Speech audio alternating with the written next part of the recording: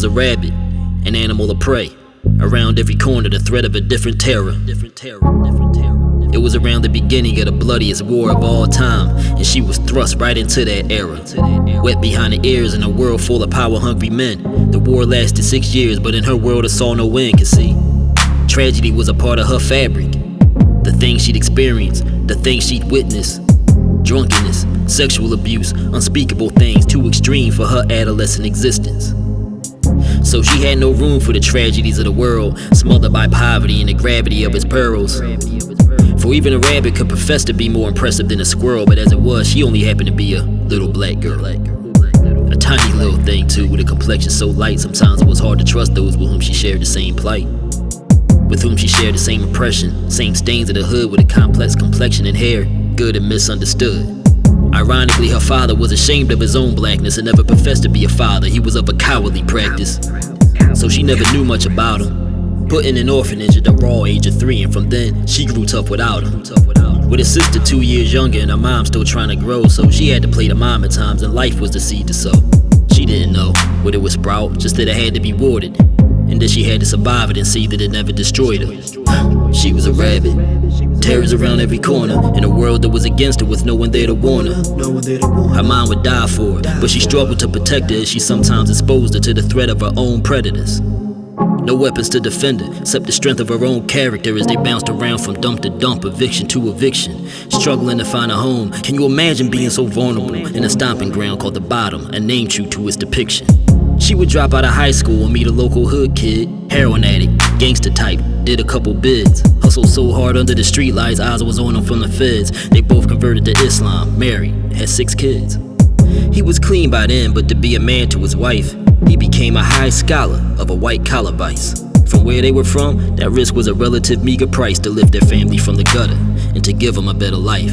Respected by legions of people from all walks of life, he became a leader of men, but beauty often hides darkness within his frame. Detailed strokes on the canvas dissect to reveal a strain. Their love was a fortified bond built from struggle and pain. He was a symbol of strength, self-made, self-cleaned, a beast of a man inspired by a rabbit to see a dream, but still a man, and from broken places in his brokenness was a stream beneath the skin and revealed itself in the form of betrayal to his queen. You can leave the streets, but sometimes they leave a stain, and you can scrub it out, you can change, but sometimes fragments remain. The highs were evident to all, but the lows she endured alone, and let the highs carry your smiles for the chastity of her home. But their love was still there, assisted by her efforts to forgive, and strengthened by that seed she had to sow, which remember, was to live. Both great parents to their children, but for her personal health as the kids grew older, she knew she had to write a chapter for herself. So she went back to get her GED, then nursing degree, studied abroad in places no one would have thought she'd ever see. From a little black girl with adversity in her fabric, but adversity to a rabbit only matters if it can catch it. Many years will pass, the kids will leave the house, pursuing college and dreams as she grew older with her spouse. Both mountains of strength and perseverance until fate came in the form of cancer, calling the name of the one who wore a mane. Just 3 months later, over 40 years of a bond, over 40 years, what a climb, over 40 years, now it was time.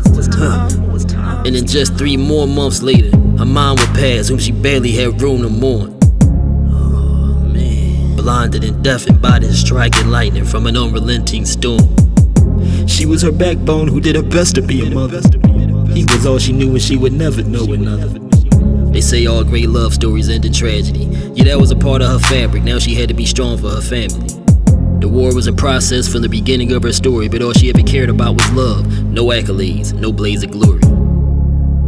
And they carried her through a fire that should have melted her bone to skin. Poverty, oppression, hardships that would have felled most mortal men. Tragedy was a part of her fabric. Who knew those odds against her would happen to be a part of her magic? Now a widow and matriarch in her elder years, and life still a struggle, waking each day and standing just so the family won't crumble. Through each phase of life, each season, it's like she's given another reason to just let it all go. But nah, it just inspires in her a new motivation for breathing. From birth we're fed all these glorious tales of heroic figures to believe in. But yo, this is love, man. This is meaning. A little black girl, now queening. We're told that lions are the kings, the roar, the claws, the teeth, when there's one animal that makes the most ravenous lion retreat. creating new lanes of growth just from the heaviness of his feet. More graceful than ferocious and motivated by peace. There's countless elephant sculptures in her home. They decorate every inch of it. She always had quite an affinity for him. She likely feels a kinship. And as her years begin to wind down and her strength begins to wane, a woman's love keeps her alive as the elephants does the plains. So one thing that will never wither is the beauty her soul contains and the abundance felt from her reign down to the smallest of grains. You know the story, she was born into it, and she always knew that the war wouldn't cease, teaching us all a lesson in love and survival. She was a rabbit, but in her core, a beast. A beast. A beast.